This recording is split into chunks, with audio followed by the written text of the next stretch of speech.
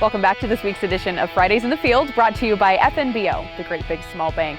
We're here at West Mill Flowers with Becca Monroe, who joins us now.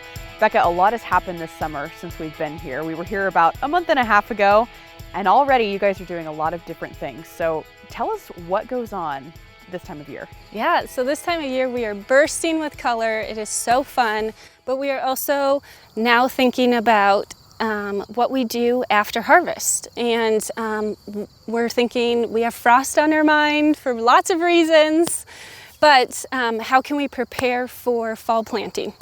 So we are currently tearing out beds, weeding, and then we will start planting out fall planting. We're plotting like once things start happening, how are we going to do soil amending and resting our fields? So what sorts of things are you planting in the fall? Yeah, so a little bit newer to me this year, but we will be planting out some salvia, some more yarrow.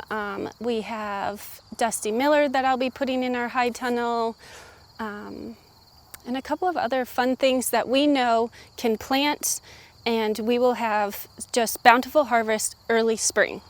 So you're doing all of that while also balancing. People are still coming out for U-picks and farmers markets. What sorts of things are in bloom this time of year in mid-August? So mid-August is truly just the most prolific time of the field. Flowers are looking at a full abundance.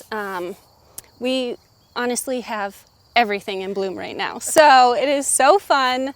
I just love coming out here in the evenings and just surveying everything and just taking it all in. You got to take it in, otherwise it gets tiring. Well, it is absolutely stunning out here. I'm wondering, what is it like to balance everything that goes on right now plus everything that you're planning for not only the fall but also next spring? Yeah, so we just kind of take it day by day. I just kind of write out my list of importance of SOS. This needs to get done ASAP. This is what we should be thinking about. We're also starting to go through what should we be ordering for seed. I like to get my seed all ordered by mid-September. And so it's just kind of just a process of slow and steady wins the race, but also we need to get things done. You also mentioned that pest pressure is something you're keeping an eye on right now. What does that look like here? Yeah, so actually this was our best year for pests. For some reason they stayed away and we were so excited about that. We are seeing a little bit more of the bugs coming in, but we also have a lot of beneficial bugs. So we have to take that into consideration, and we are very cautious about spraying in the field. So we're trying all different tactics this year. Beneficial bugs, what do you mean by that? So tons of praying mantises are out here. Spiders, as much as they creep us out, they do their fair share out in the field. We're starting to see our orb weave spiders, which just can terrify the heck out of you.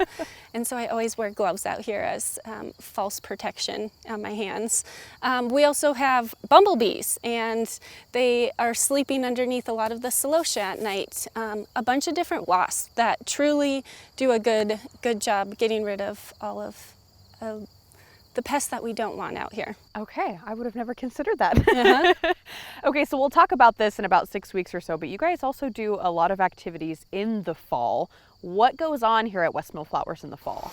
Yeah, so more fall, we kind of have our frost party where we just walk away and we say, yay, that was an awesome year. But then we prepare for wreath making and more winter activities. So we take a couple of weeks to take deep breaths and say, wow, we did it. And then we prepare for things to come around, usually we do beginning of November through mid-December. All right, all good things. Thanks so much. Yeah, thank you. That again, Becca Monroe joining us. She's the owner of West Mill Flowers just outside of Raymond, Nebraska. That'll do it for this week's episode of Fridays in the Fields, brought to you by FNBO, the Great Big Small Bank.